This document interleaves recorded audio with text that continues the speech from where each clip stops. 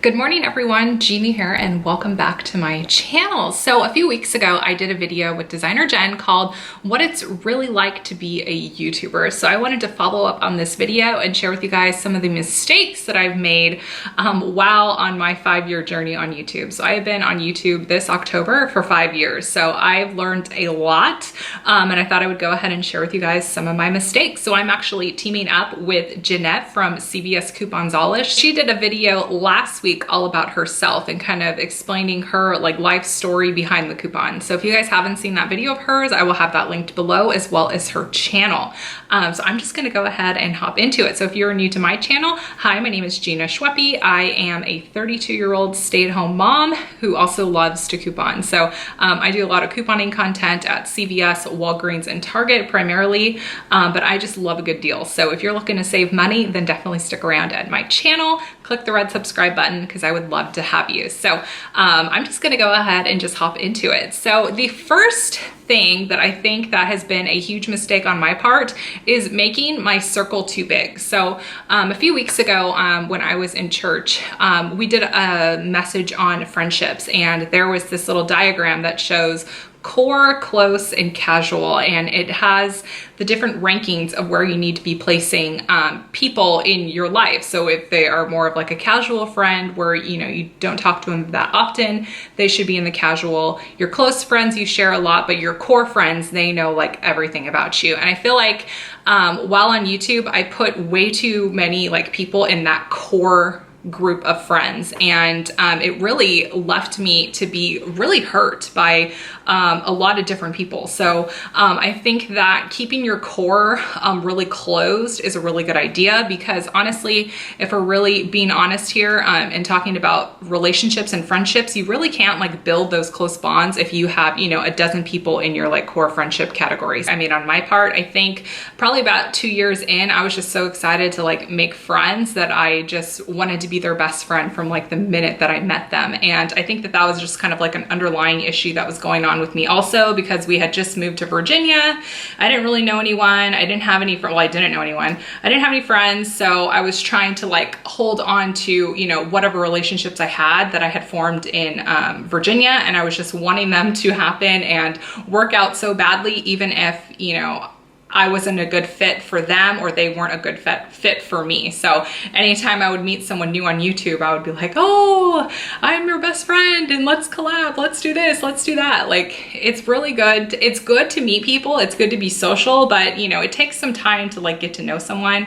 It takes some time to, get them into that core zone. So luckily I have a lot of really close core friendships that I absolutely adore and cherish, but definitely I think one of my mistakes that I made on YouTube is making that core group of friends way too big, to where I had too many core friendships. The next thing is gossip.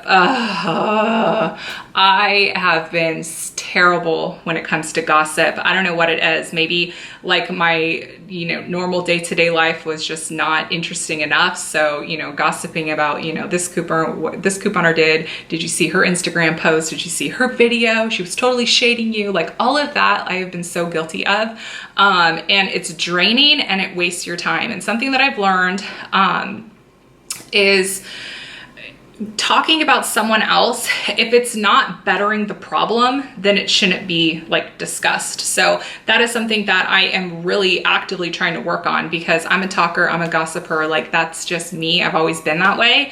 But I'm seeing that side of me is not good. And I think it takes you recognizing your weaknesses as a person for you to be able to actually make those type of growth in your own personal development. So I think that being able to sit here and tell you guys yeah, I've taken in my fair share of gossiping. I think that's the most important thing when it comes to trying to better yourself, is admitting to what you have done that is not perfect or good or whatever, but highlighting your weaknesses and actively trying to work on them, I think is a way that someone makes personal growth for sure. So gossiping, it would take up a lot of my time, a lot of wasted time.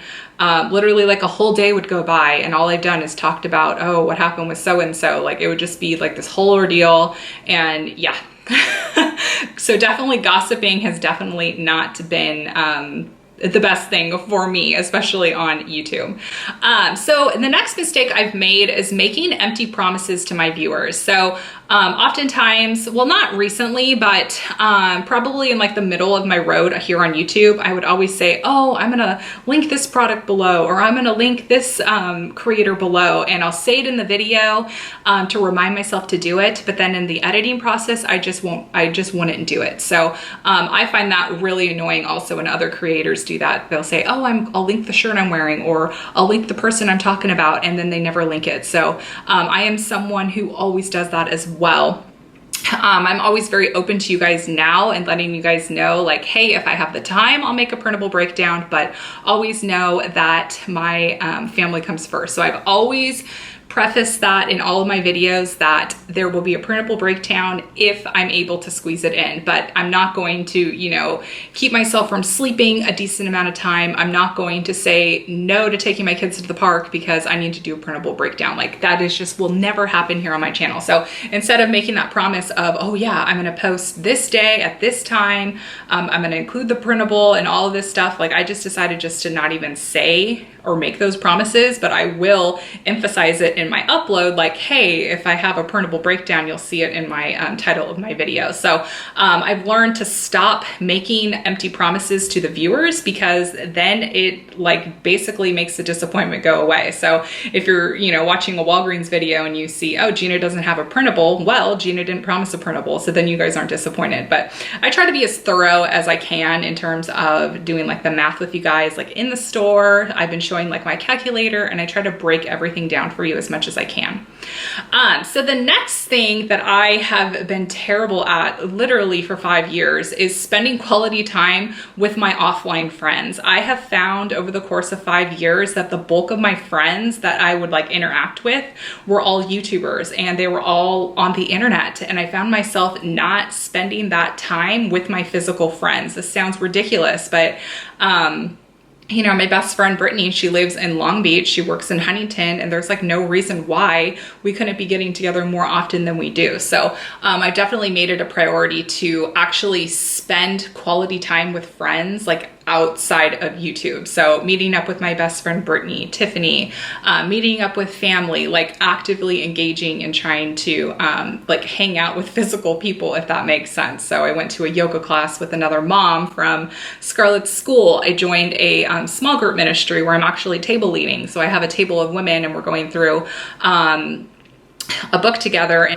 and then we're doing fellowship, and then we met for coffee. So making more of an effort to, you know, have those physical relationships outside of YouTube, and having, you know, time with friends that don't do YouTube, because it's important to have that balance to where when it comes to like my friendships, like a good example is Designer Jen. Like when we got together when we were in Chicago, like we were talking all about YouTube, but we were also talking about other things. But the point I'm trying to make is, you know, spending time with friends that don't do YouTube, because naturally Jen and I talk about YouTube stuff and like couponing and stuff. It's just a natural thing that happens. But it's nice to, you know, spend time with someone who is not a YouTuber, because YouTube is my work, YouTube is my job. So it's nice to just hang out with someone and not talk about my job or not talk about work. So it's been nice having the quality time with friends offline and learning about what other people do, because I was surrounding myself with just like YouTube friends. And that was 100% just on my shoulders. That was totally my fault that I was choosing to engage more with just, you know, content creators. So that was definitely 100% my fault. But I found that getting off of Instagram and also getting off of Facebook, like I call my friends now. Like recently I had something going on, and instead of texting Ashley, I just gave her a phone call and like told her what was going on. So being more aware of that and being more purposeful in like reaching out to people on the phone or doing like FaceTime with them and just trying to interact with them a little bit more than just relying on the internet, if that makes any sense. Mistake I've made along my YouTube journey is not putting my immediate family first. And I noticed that this was starting to become a problem. It was becoming a huge problem when I was starting to work on vacation. So I had a few sponsorships when I went to San Diego with my family this past summer. And then even when my husband and I went to Vegas, like I had a few sponsorships lined up when we were there as well.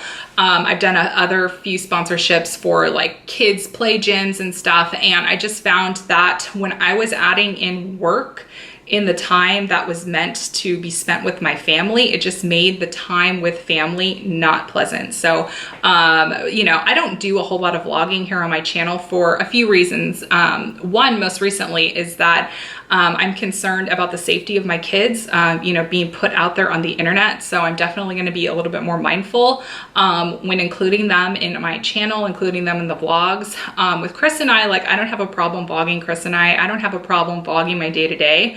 But in terms of like adding the kids in vlogs going forward, I'm just not sure of where that's going to be. Chris is pretty much said that he just doesn't want the kids on camera, which I don't blame him. I mean, YouTube, for me personally, I just don't think that my 5-year-old and 3-year-old and my baby really need to be out there, you know, on the internet in YouTube, like vlogs, specifically since this is more of a couponing channel. It's not like I'm a mommy vlogger channel and, you know, that's the bulk of my content. Like, you guys come here for deals. And I feel like if you guys see Tanner or Scarlett pop up in a clip, it's just like, you know, a little bonus, little icing on the cake, but you guys aren't really here to, like, you know, see my kids every day. So that's not really an issue. But I noticed that when I was trying to put more of an emphasis of like trying to, you know, maybe even go into like travel vlogging or getting more sponsorships for like restaurants, like, yeah, on the one side, it was nice to get some of that, you know, paid for, but it came at an expense. It came at the fact that it stressed me out on vacation to where, you know, we had to be somewhere at a certain time and I had to get this amount of footage. And this happened when we were at a breakfast restaurant in, I think it was Carlsbad. No, it was in La Jolla. And the kids were just not having it because they were tired. And if anyone who has multiple kids, you know, going out to like breakfast with, you know, 3 kids under 5, like that's a challenge in itself. And it was just the perfect storm the whole entire time. Like, they were fussy, they were cranky, they were fighting, they had to go to the bathroom every 5 minutes. Tanner was, you know, spitting up everywhere, pooping, and, you know, it just was not the time to be doing something that required like work on top of it. So that just made that breakfast just so incredibly stressful. So, and then other times, like during family time, I would find myself, you know, on my phone all the time, like looking at like comments and editing, and even like into the night, to where this has even been like an issue with my husband and I of, man, Gina, like, you work a lot. And I do work a lot. It's just in my nature to work a lot because my parents growing up, like, they were really hard workers and they worked all the time. So my mom would always pick up overtime shifts. My mom would always work extra hours. My dad would also, like, if he had the opportunity, because they, you know, we were a, you know, normal middle class family, and my parents always knew that, oh, if they worked extra hours, then that would be, you know, an extra vacation for us or extra like Christmas presents for us or whatnot. Like, they always put working, thinking that it was going to be better for us, which, you know, I'm not going to get into that because my parents are fantastic, and no like shade on my parents or anything. But I just think growing up in a home where my parents were very like work oriented, it kind of like rubbed off on me to where like I'm constantly working. Like, I have a hard time just sitting and doing nothing. So I know I cannot be the only one that is like that. But yeah, I definitely have not put my immediate family first when they needed to be. Okay, so the next mistake I have made is spending way too much money on hauls. Like, we're talking like maybe everything that I would make in AdSense, I would then go and spend on hauls, like Dollar Tree hauls and other like clothing hauls and Target hauls, Dollar Spot hauls. Like, that stuff adds up, you guys. Like, going into the Dollar Tree like every single week and spending like $50, like that adds up. So I've just learned that, you know, even when it comes to couponing, like recently when I've been doing my couponing hauls, like if I don't need a specific thing, I'll just pull it out of my stockpile and show you guys in the haul. And I let you guys know ahead of time, like, hey, I didn't purchase this, so I don't know if there's any issues going on with the deals. But I've learned that I don't need to buy everything every single week. Okay, so the next mistake I've made is dedicated review videos. You guys hate them. I've done quite a few dedicated reviews on my channel, and if you are still with me after those dedicated reviews, thank you so much. When you get to a certain part, so when you get to a certain number on YouTube, like when you reach a certain amount of subscriber views and subscribers, you are going to be contacted by different companies to, you know, review a product. And in the beginning, I was super excited about it. So I found myself doing, you know, review videos all the time. And something that I've learned is that you guys just don't want to sit through a commercial, because like that's why we have DVR, so you can just like fast forward through commercials. So me, you know, putting out a 10-minute video that's dedicated on one specific thing, you guys hate it. But what you guys are okay with is me putting like a little insert of like a product or a brand, or talking about a website or whatever. Like you're fine with me putting it in, like sprinkling it in with videos, but you guys are not about me, you know, posting a video. I think one of my first and ones that stand out the most was like a toilet unclogger. It was called Toilet Shroom. It was something that can like unclog your toilet at home. Like, yes, I was paid by the company to make the video and do the review, but you know, when you look at my channel and you see, okay, she does Target videos, she does CVS videos, like why the heck is she talking about unclogging her toilet? So it just didn't really like mix in. Like, yes, we're in the money saving category, and I was like, oh, I'll just tell you guys, you know, how to save money and not have to buy a plumber, or you know, call a plumber. But yeah, so the dedicated review videos, they just don't work. So the next mistake I have made is not putting my basic needs first. You guys, I cannot even tell you how many times I have chosen to work instead of resting, showering, eating, and even like spending that quiet time with God, going to church like I'm supposed to be doing, and fellowshipping and reading my Bible, reading for my small groups. Like there's been so many times when I've put YouTube over all 4 of those. And I'm sure you guys can all agree with me that resting and basic hygiene and eating and making sure I'm making that time for God is really important. And the YouTube stuff, you know, can be put on the side. But I just have always had this pressure of like needing to stay with everyone. Like I needed to make sure I'm like keeping up with the Joneses, if you will. But that's honestly not really the case, because the viewership that I've built that I'm so proud of is the fact that when I put videos out, regardless of when I put them out, you guys watch. You guys engage with me, you guys talk to me, and you guys tell me so many times again, like I see so many CVS hauls, I see so many, you know, Target videos, and the reason why you guys come back is because you guys support me, you love my personality, you love all my quirkiness, and for that, I thank you guys so much. For those have been with me for, you know, as long as you have, and have continued to support me, because I find us a really like close-knit family here. I love engaging with you guys in the comments. I love responding to your emails. I'm pen pals with a few of you guys. So I feel like that is my job as a creator, is to be engaging with you guys. And that's my #1 priority when it comes to video creating, is making sure that I'm staying connected with my audience, because at the end of the day, it's my audience that's helping me pay for preschool for my son. It's my audience that's helping me, you know, pay for, you know, school pictures for Scarlett, or giving the kids a little bit more for Christmas, or getting the dogs to the vet. Like if it wasn't for you guys, like I wouldn't be able to do that stuff. So that's why I make it such a priority to respond to you guys, whether if it's like a positive comment, a negative comment, like I respond to every single person that reaches out. So for that, I just want to say thank you so much for you guys sticking around.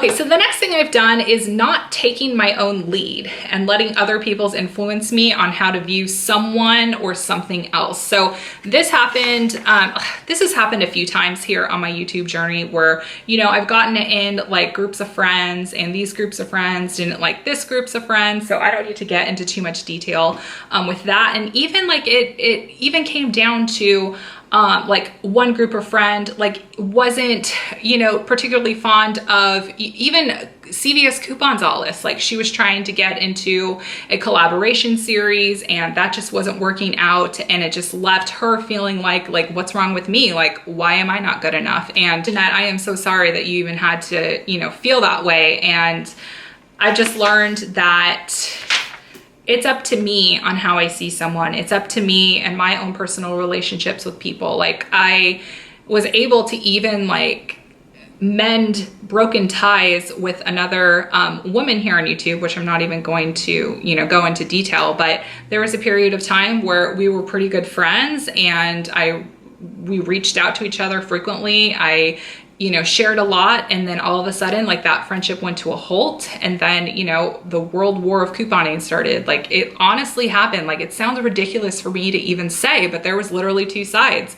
And it took me, you know, a long time, longer than I should, to have reached out to her and said, hey, like, I'm really sorry that this happened. I'm really sorry of how I acted during that time. Like, I apologize, I wish your family well. And she responded back to me and said, hey, it's fine. I appreciate your apology. I don't know word for word, but basically, long story short, like, she accepted my apology. And I know that if I ever needed anything from her, like, I could reach out to her and say, hey, like, I need some help. And even like couponing with Tony, like, her and I kind of like separated communication wise, but, you know, I recently reached out to her and she didn't turn me away. She just said, hey, like, here's my number. If you need to call and vent, like, here you go. Like, she's always been there when I need her, if that makes any sense. So even though we don't talk every single day, it's just the fact, like, hey, she saw I was, you know, going through a hard time. I reached out to her, and she offered her support to me. And that is the most important thing I feel like is needed more than ever here in like the YouTube community, is just knowing that you have people there if you need them. So I think that drawing your own opinions about individuals, or even like certain like couponing ways you coupon, or, well, I guess that's kind of a gray area because there's a right way to coupon and a wrong way to coupon, but I feel like there's a lot of gray areas. So in the gray areas, you decide what you're okay with, like, you know, buying inserts or doing, you know, the limits of coupons, but doing it like in different stores. You know, there's just so much, and we're just not we're not going to go there because it's not that type of video. But I think that no matter what, regardless if you're a content creator, once you are able to start thinking for yourself, it's best for you to, you know, draw your own conclusions. Don't let someone else in your ear draw the conclusion for you. Just a perfect example even happened in my own household today. I mean, I was talking with my mom about, you know, I don't know if I'm gonna have any more kids. I went to my doctor. My doctor said, you know, if I had another kid, I'm likely gonna have diabetes again. And my mom just said, I'm not gonna give you my opinion. And my response to her was, yeah, you should keep your opinion to yourself because it's my life and Chris's life, not yours. And she totally agreed with me. So she had her opinion, but she also wanted me to have my own opinion as well. And my opinion, well, God's opinion is the most important, but under God, it's Chris and I in terms of if we're going to have any more kids or not. So it's always important that when, you know, you're involving yourself in something, is to make your own conclusions. And yeah. Last mistake I've made that I struggle with so much, even on YouTube and off YouTube, is worrying too much about what others think. Viewers and other content creators. So, you know, there's been so many times when I've maybe like put a video out there that, you know, wasn't well received from the viewers, and I would get a lot of like hate coming. And well, I really don't get a whole lot of hate coming. Now that I think about it, you guys are actually really awesome. And I get like very, very little hate when it comes to my YouTube channel. I think the most hate I've gotten was like my fetch rewards video, when you could like hear my kids in the background, and it was constantly like, oh, I can't even concentrate over your kids and all this stuff. And I think that was the only video that I really had like a large amount of hate. And then my earthquake video, like everyone was like, oh, that's clickbait. Well, it wasn't clickbait. I was telling you about the earthquake that happened. I just didn't have earthquake footage. But anyways, clickbait is just honestly a part of YouTube. Like every news channel uses clickbait. So, but worrying too much about what others think, like worrying about, oh my God, like if I post this video, is so-and-so gonna think I'm doing this? Or if I'm friends with this so-and-so, what are they gonna think? Or if I don't like this certain product, but this other person really loves the product, and just like worrying too much about what other people think. And I had an issue come along with like the extreme couponing to extreme donating. I'll just touch on this very lightly. It was not well received from someone. I totally got the view of the person that was upset by it, but at the end of the day, the person I was answering to was God. God put it on my heart to bring this series back, and that's exactly what I did, to encourage you guys to donate. That was the most important thing. So I still stand true to, you know, the video that was put out there. I mean, it was about donating feminine care. It was about encouraging you guys to donate. So in terms of that situation, I was able to kind of rub it off pretty quickly because I knew that I'm following the path that God has for me. So in terms of, you know, what the Lord is telling me to do, I mean, he's the one I answer to. It's not other people who, you know, didn't like it like that. They're not who I answer to, because at the end of the day, there is a judgment day for me, and I want to make sure that I am not going against, you know, God's will for me. So that's really important. And also my faith has really strengthened what other people think of me. Like, if you don't like me, that's fine. Like, we don't have to be friends. If someone doesn't, you know, like the way I do my makeup or my hair, or someone doesn't like all the couponing content I put out there, or they don't like the way I talk or how I eat or whatever, like, honestly, what's it to them? Like, why do they care? And if they have things to say about me, like behind my back, like if my name is, you know, in their mouths, then clearly I'm important to them. Otherwise they wouldn't be wasting their breath talking about me. So in terms of, you know, worrying about what other people think, like, it's just a lot of wasted time. And I know that this is an area that people struggle with the most, is like worrying about what other people think of them, what other people are saying about them. It's just human nature to, you know, have that worry. And I have that worry. And it's even more so when you put yourself out there on a platform like YouTube, because you're subjecting yourself to literally anyone can come and sit and watch your video and say, oh, you're fat, or you're ugly, or you've got a big nose, or your hair color looks like a highlighter, or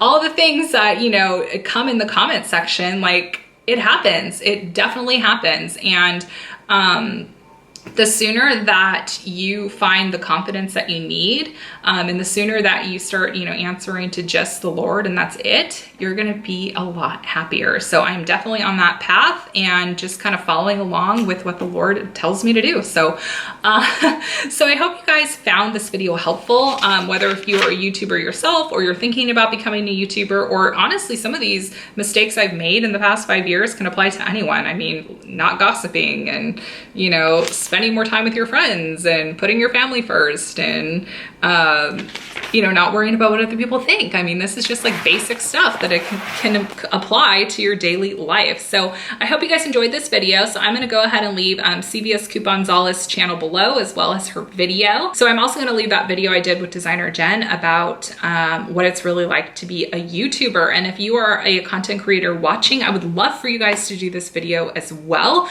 So if you guys want to go ahead and do this, then go ahead and let me know so that I can watch your video. So I will talk to you guys all later. Bye guys.